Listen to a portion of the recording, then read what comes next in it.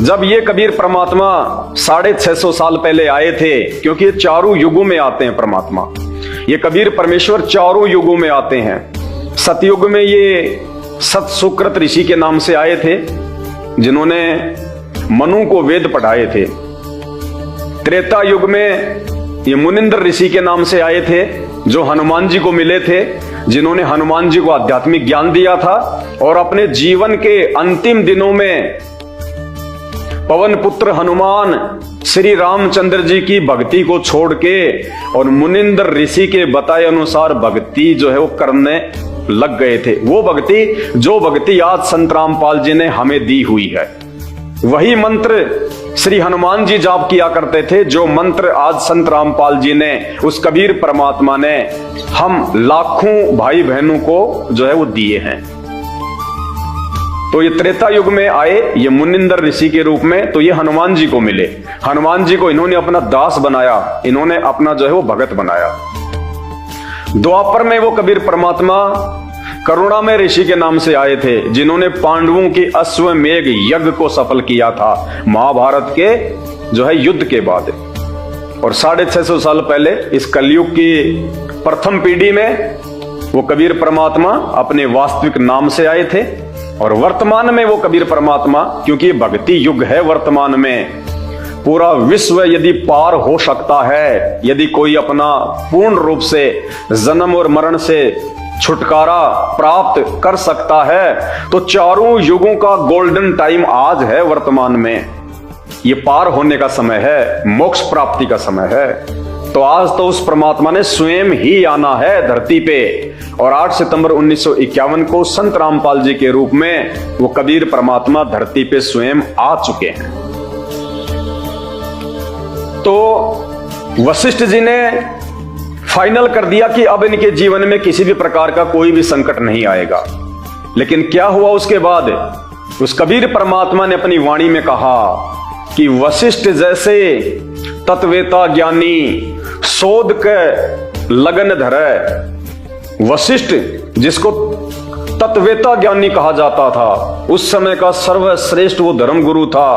अरे जो भगवान श्री राम का गुरु, तो उससे बड़ा और कौन होगा उस समय? ब्राह्मण और पंडित, तो बड़ी उनकी ख्याति थी हर जगह कि श्री रामचंद्र जी के गुरु वशिष्ठ जी सबसे बड़े पंडित थे उस समय, वो ब्राह्मण थे, आगे पीछे की जानने वाले थे वो।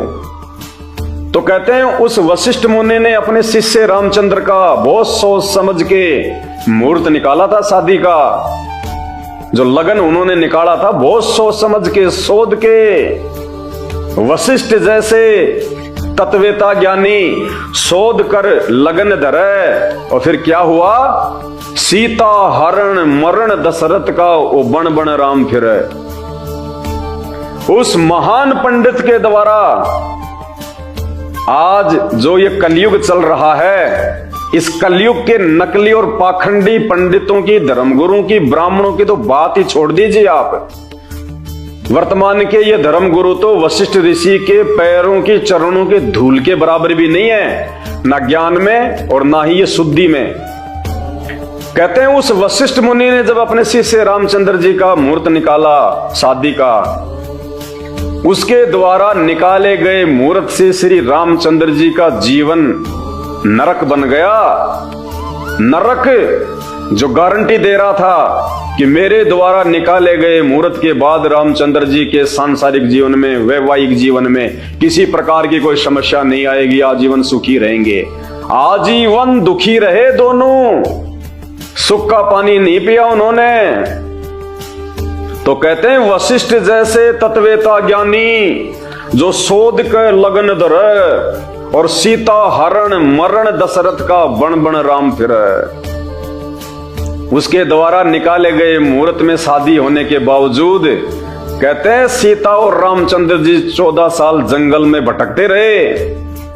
और पीछे से श्री रामचंद्र जी के पिताजी राजा दशरथ की अकाल मौत हुई। जब रामचंद्र जी वनवास को जा रहे थे तो राजा दशरथ से रहा नहीं गया। पुत्र वियोग में अपने महल के सबसे ऊपरी मकान पे जाके देखने लगे कि कहां से चला गया मेरा पुत्र, कहां चला गया मेरा पुत्र। ध्यान अपने पुत्र में और महल की सबसे ऊंची दीवार पे खड़े होके देख रहे थे।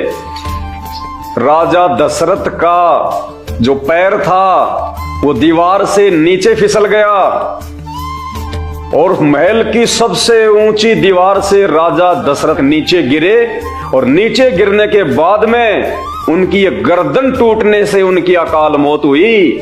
किनकी? श्री रामचंद्र जी के पूज्य पिताजी राजा दशरथ की गर्दन टूटने से महल की छत से नीचे गिरकर अकाल मौत मरे। और श्री राम और सीता 14 साल तक जिन्होंने जंगल में धक्के खाए, बहुत सारे दुख और परेशानियों का सामना किया और उसके बाद भी वो सुखी नहीं रहे। सीता को रावण उठा ले गया। 10 साल बाद में सीता को रावण की कैद से श्री रामचंद्र जी वानर सेना के सहयोग से छुड़ा के लाते हैं। उसके बाद एक धोबी के कहने से फिर सीता को जंगल में निकाल देते हैं।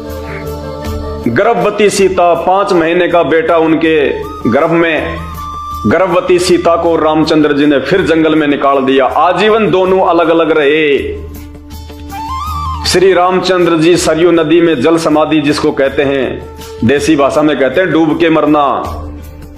श्री रामचंद्र जी सरयू नदी में जाके मरे, उन्होंने अपना जीवन लीला समाप्त की। सीता धरती में समा गई। अरे जिस व्यक्ति के बेटे कहां, जिसकी औरत कहां, जो खुद कहां, वो व्यक्ति कभी आजीवन सुखी हो सकता है क्या? जिंदगी में नहीं हो सकता। तो बताइए, वशिष्ठ मुनि के द्वारा निकाले गए शुभ मुहूर्त ने क्या श्री रामचंद्र जी का भाग्य चेंज किया? क्या उनके भाग्य में कोई बदलाव किया? नहीं किया। तो वर्तमान के जो ये जगह जगह ये सर के बाल मुंडवा के, लंबी सी चोटी रखवा के, पीले पीले कपड़े धारण करके, कांख में पोथी लेके 150 रुपए के अंदर ये मुहूर्त निकालने वाले, बताओ इनकी तो बिसाती क्या है जो आपका भाग्य चेंज कर दें? जिनके मुंह में गुटका और मुंह में महागायत्री मंत्र का जाप रहता है, वेदों के श्लोक बोलते रहते हैं, मुंह में इनकी रजनीगंधा चलती रहती है। बीच बीच में अगर मोबाइल आ जाए, कोई फोन आ जाए तो बात भी करते रहते हैं, मंत्र भी बोलते रहते हैं। बताइए इनसे क्या फायदा होगा, क्या लाभ होगा इनसे? ये कॉमन सेंस की बात है। जब वशिष्ठ मुनि जैसा महाज्ञानी व्यक्ति, महाज्ञानी पंडित, ब्राह्मण, धर्मगुरु जो श्री रामचंद्र के भाग्य को नहीं बदल सका, ये वर्तमान के पंडितों की क्या बिसात है? क्यों हम अपना पैसा बर्बाद करते हैं? क्यों हम अपना समय बर्बाद करते हैं? दूसरी बात, हम मकान बनवाते हैं, 10-20 लाख रुपए का मकान बनवाया, उसके बाद में हम पंडित जी को बुलाते हैं, हम गृह प्रवेश करेंगे, पंडित जी मुहूर्त निकालेंगे। उस दिन यदि हम इस घर में पैर रखेंगे तो कोई अमंगल नहीं होगा, कोई आपत्तियों का सामना नहीं करना पड़ेगा। अरे विचार करो, सन 2000 में गुजरात के भुज में भूकंप आया था, भूकंप, और ऐसा भयानक भूकंप था कि 20-20 मंजिल की इमारतें जमीन में धंस गई थी, नामो निशान मिट गया था उनका, कचरे में तब्दील हो गई थी। जिस व्यक्ति ने वो 20 माले की मंजिल बनवाई थी, उस व्यक्ति ने तो कोई पंडित जी भी बहुत बड़ा और जाना माना ही बुलाया होगा। लाखों रुपया तो वो पंडित मुहूर्त के ले गया होगा पूजा पाठ करने के, और उस लाखों रुपया देके उस जाने माने पंडित जी से पूजा पाठ करवाने के बाद भी जब सन 2000 में गुजरात के भुज में भूकंप आया और वो जमीन ताश के पत्तों की तरह ढेर हो गई,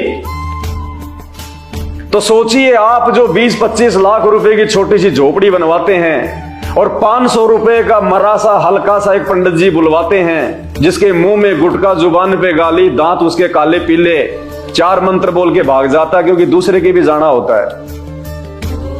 तो जब लाखों रुपया देकर बहुत बड़े उस पंडित ने गुजरात वाली उन सैकड़ों बिल्डिंगों का कोई बचाव नहीं किया, तो भाई आपके 500 रुपए वाले पंडित जी आपकी झोपड़ी को जब भूकंप आएगा, कोई आपत्ति आएगी, आपके भाग्य में कोई परेशानी होनी होगी, तो वो 500 रुपए वाला पंडित कहां से उसके मंत्र आपके भाग्य को बदल देंगे, आपको सुख दे देंगे? फिर हम शादी विवाह करवाते हैं, पंडित जी को बुलवाते हैं, 7 फेरे कटवाते हैं, पंडित जी मंत्र बोलते हैं, गारंटी देके चले जाते हैं कि बस वैदिक विधि से इनका विवाह संपन्न हो गया, अब इनके जीवन में कोई क्लेश नहीं, कोई दुख, कोई समस्या नहीं। भाई और बहनों, विचार करो, जब उन पंडितों की खुद की बहन बेटियों की शादी होती है तो वो पंडित तो अपनी बहन बेटियों का जो मुहूर्त है, जो पूजन है, वो आपसे भी बहुत अच्छे से करेंगे। वो क्या उन पंडितों की, उन ब्राह्मणों की बहन बेटियां विधवा नहीं होती? क्या उनके पति का एक्सीडेंट नहीं होता? क्या उनके घर में कोई अमंगल नहीं होता? क्या उन पंडितों की बहन बेटियों के बच्चे नहीं मरते? मरते हैं ना, विधवा भी होती हैं। अरे जब उन पंडितों की, ब्राह्मणों की खुद की बहन बेटियां, उनके रिश्तेदारों का कोई बचाव नहीं है, जब वो अपने खुद के लोगों का, रिश्तेदारों का भाग्य चेंज नहीं कर सकते हैं, नहीं बदल सकते हैं, तो आपकी बहन बेटियों का, आपके घर परिवार का, आपके रिश्तेदारों का संस्कार कहां से जो है वो चेंज कर देंगे? ये कॉमन सेंस की बात है, कॉमन सेंस की बात है। आप 21वीं सदी में जी रहे हो, आदम के जमाना नहीं है ये कि कोई भी हमें मूर्ख बना देगा, कोई भी हमारे को जो है वो पागल बना देगा। ये देखा देखी में चलने का समय नहीं है। परमात्मा धरती पे प्रकट है और सन 1951 से संत रामपाल जी भगवान ने धरती पे प्रकट होके जन जन को शिक्षित करवा दिया, शिक्षित साक्षरता अभियान चला के। सन 1951 से पहले भारत में लोग अपने बेटा बेटियों को नहीं पढ़ाया करते थे, और 1951 के बाद जब से परमात्मा धरती पे आए हैं, इन्होंने घर घर में बच्चे बूढ़े सबको शिक्षित कर दिया। ये शिक्षा देने का मकसद क्या है गुरुदेव का? कि हम अपने धर्म शास्त्रों से परिचित हो जाएं, हम पढ़ना लिखना जान जाएं, और जब ये परमात्मा हमें पढ़ाएंगे, संत रामपाल जी शास्त्रों को दिखा दिखा के, तो हम जान सकें, हम समझ सकें कि वास्तव में सही क्या है और गलत क्या है, हम कहां मूर्ख बन रहे थे। हम भक्ति और भगवान की पहचान कर लें, हम अपने आत्म कल्याण की ओर आगे बढ़ें। इसलिए परमात्मा ने 1951 के बाद से शिक्षा दी है। 1951 के बाद में साइंस ने उन्नति की है, घर घर में इंटरनेट, मोबाइल, ये परमात्मा ने दिया है सब कुछ भक्ति करवाने के लिए। कि सबसे पहले तो हम ये पहचान कर लें कि सच्चा सतगुरु कौन होता है। बिना गुरु के तो भक्ति शुरू भी नहीं होती। पहले हम लोग जो है बचपन में बिना जानकारी के देखा देखी में जैसे माँ बाप कर रहे थे, जैसे आड़ोसी पड़ोसी कर रहे थे, मंगलवार के दिन घी में थोड़ा सा जो है रुई लपेट के उसकी बत्ती बना के हनुमान जी के जाके चढ़ा के आ जाते थे। घर पहुंचते नहीं उससे पहले तो वो जल के भी समाप्त हो जाती थी, फॉर्मेलिटी। तो परमात्मा कहते हैं चाहे कितने देवी देवता पूज लो, कितना ही कुछ कर लो, कितने तीर्थ धामों पे चले जाओ, कितने गंगा स्नान कर लो, कितनी कावड़ ले आओ, कितने व्रत कर लो, बिना गुरु के तो भक्ति शुरू भी नहीं होती है, शुरू भी। और गुरु चाहिए सच्चा तत्वदर्शी, गीता जी के अनुसार, तब कहीं जाके हम परमात्मा प्राप्ति की तरफ आगे बढ़ सकते हैं। उससे पहले कुछ नहीं है, धक्के खाते रहो चाहे। और यही कारण है आज विशेषकर हिंदू समाज में शायद ही ऐसा कोई घर परिवार होगा जिसमें पूजा पाठ नहीं होती होगी, अन्यथा सभी देवी देवताओं की जितनों को वो जानते हैं सबकी पूजा पाठ होती है।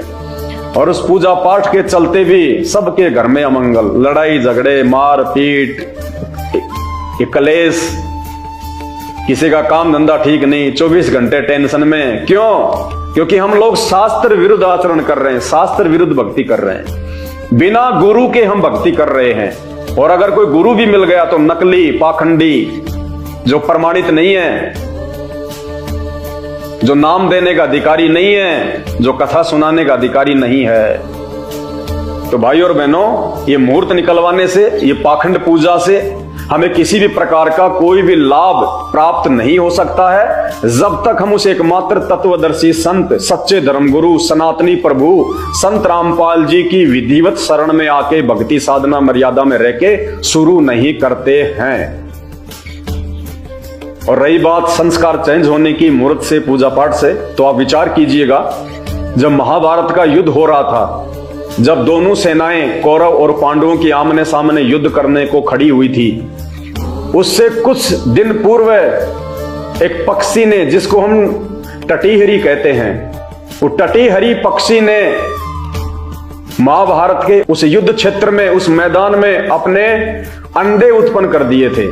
अब उसको बेचारे को क्या पता कि यहां पे कोई लड़ाई झगड़ा होने वाला है। उसने अंडे उत्पन्न कर दिए और जैसे देखा उसने कि दोनों तरफ से सेनाएं खड़ी हैं, लोग खड़े हैं और अब मेरे अंडे सुरक्षित नहीं रह पाएंगे, उस पक्षी ने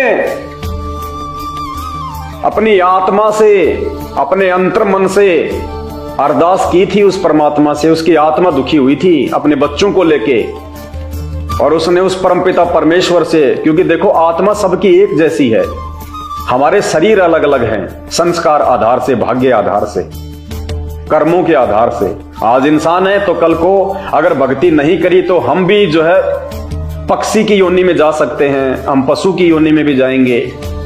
तो इसी प्रकार अपने कर्म आधार से वो आत्मा पक्षी की योनि में थी और उसने अंतरात्मा से पुकार की थी। वो तो जानती भी नहीं थी कि राम कौन है, श्री कृष्ण कौन है, हनुमान जी कौन है, भगवान कौन है। उसने आत्मा से पुकार की थी अपने बच्चों के लिए और आत्मा की पुकार ये परमात्मा सुनता है। और वो पिछले जन्म में जब उसको मानव शरीर प्राप्त था, उस पक्षी को, वो किसी तत्वदर्शी संत की उस शरण में थी। उसने कुछ समय तक अच्छी साधना की थी, उसकी भक्ति कमाई उसके पास में शेष थी उसकी आत्मा में। उस आधार से उस परमात्मा ने उसकी पुकार सुनी, उस पक्षी की, और उस परमात्मा ने, उस कबीर देव भगवान ने, सतगुरु रामपाल जी भगवान ने इंद्र के ऐरावत हाथी का घंटा उसके जो गले में जो बंधा रहता है, जिसका वजन 88,000 मण, इंद्र के ऐरावत हाथी के गले में जो घंटी है उसका वजन है 88,000 मण।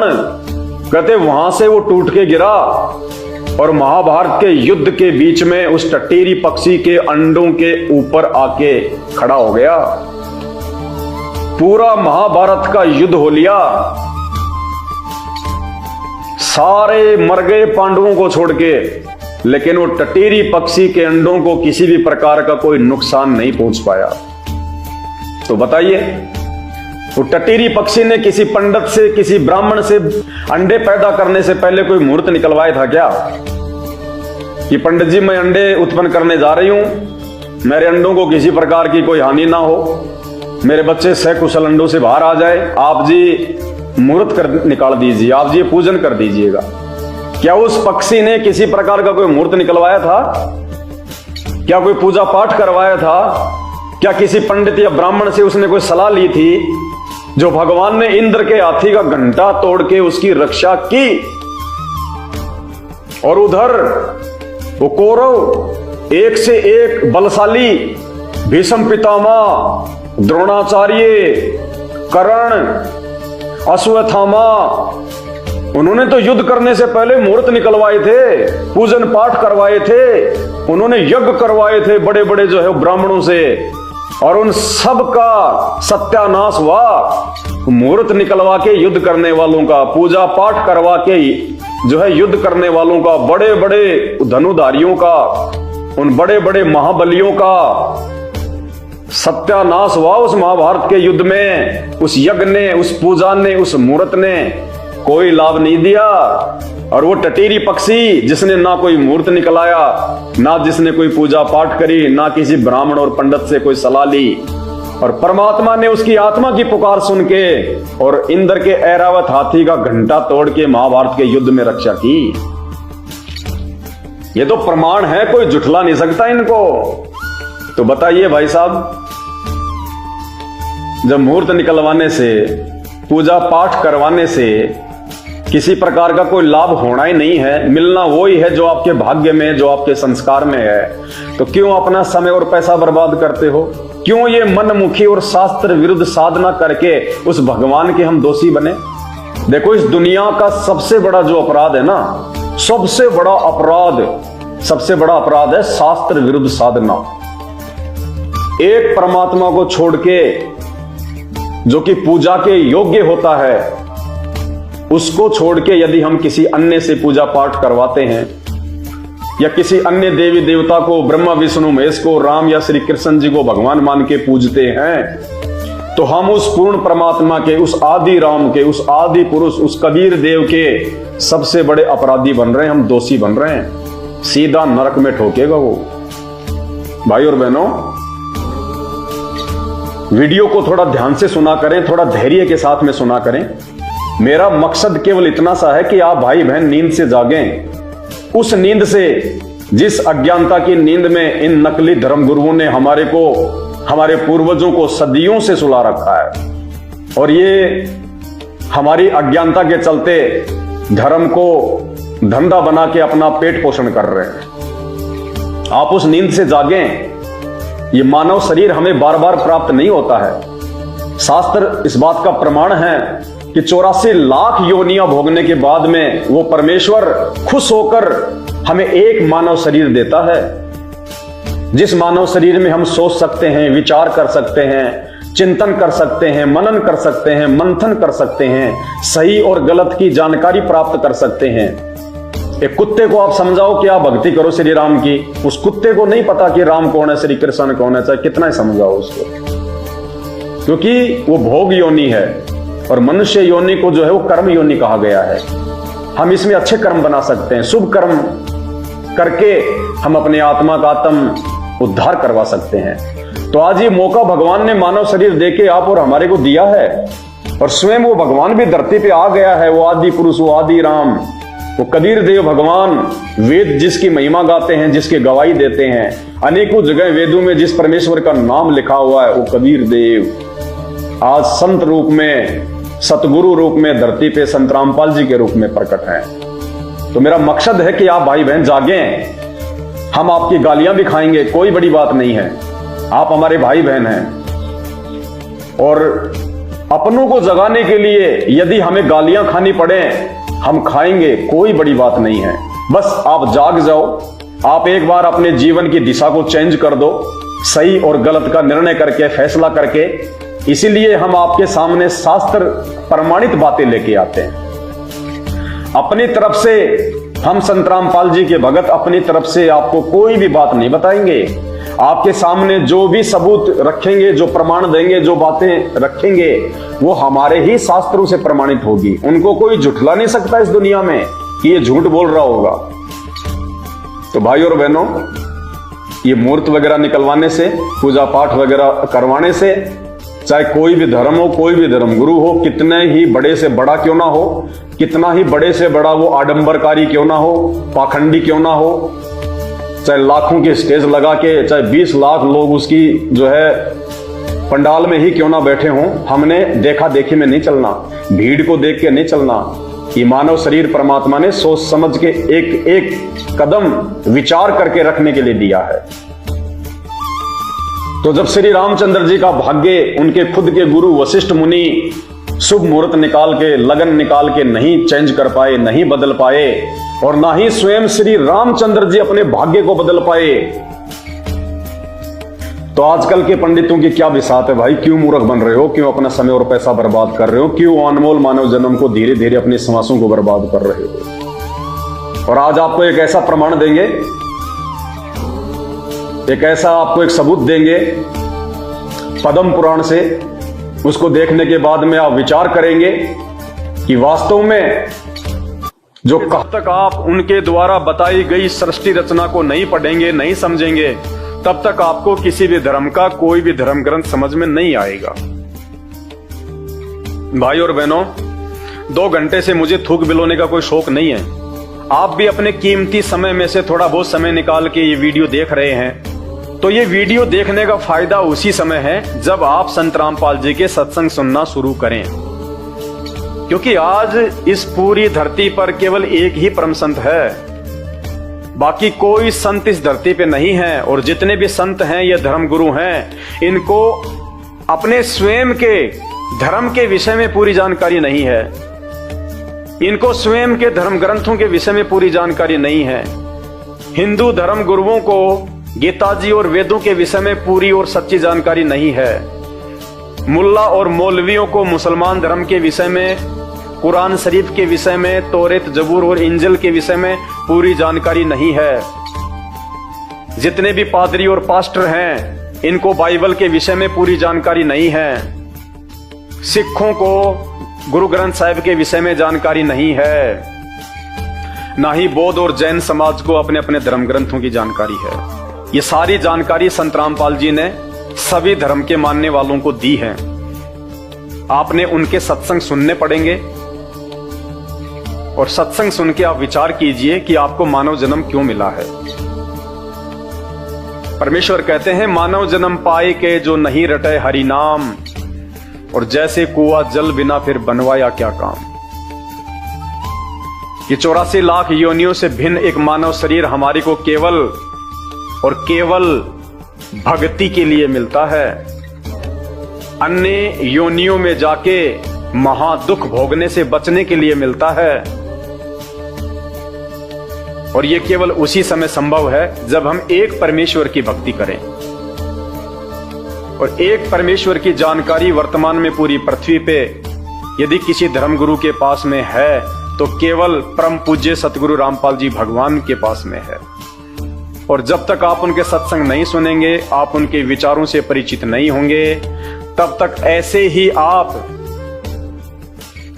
अपना ये अनमोल मानव जन्म बर्बाद करते रहेंगे। और आज मानव जन्म में आप कितने सुखी हैं बिना भक्ति और भगवान के।